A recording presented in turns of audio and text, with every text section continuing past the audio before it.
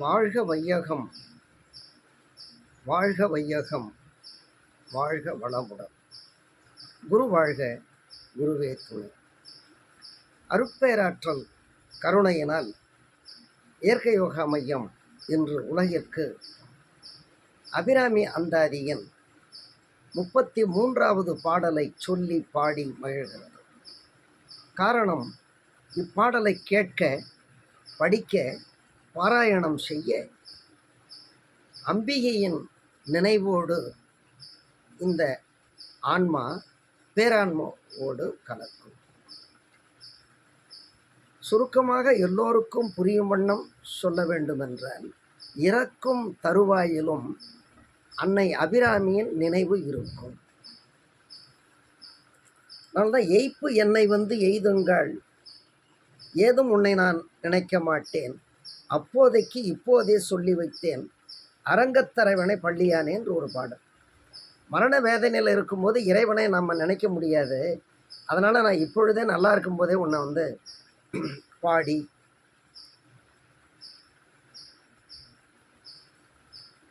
மகிழ்ந்து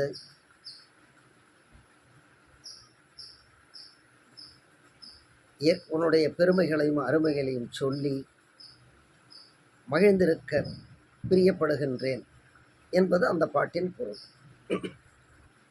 அதை போன்றே அபிராமி பட்டர் அபிராமி அந்தாதியில் இந்த பாட்டுக்கு இந்த சக்தி உண்டு என்று குறிப்பிட்டிருக்கிறார்.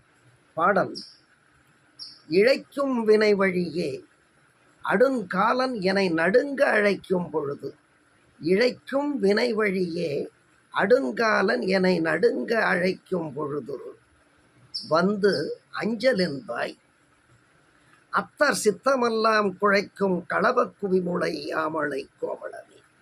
அத்தர் சித்தமெல்லாம் குழைக்கும் களப குவிமுலை யாமளை கோமளமே.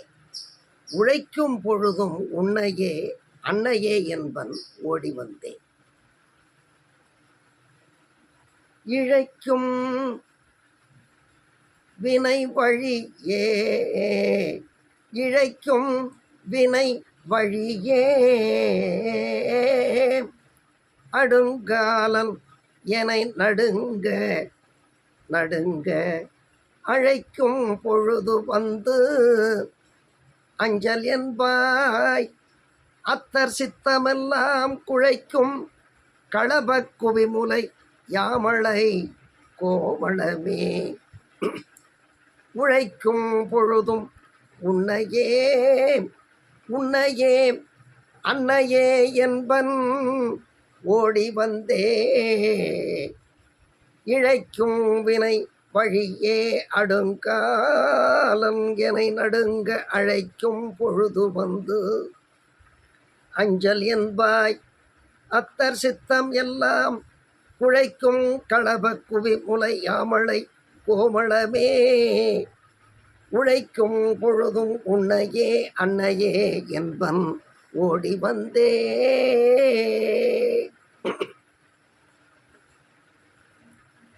வாழ்க வையகம், வாழ்க வையகம், வாழ்க வளமுடன்.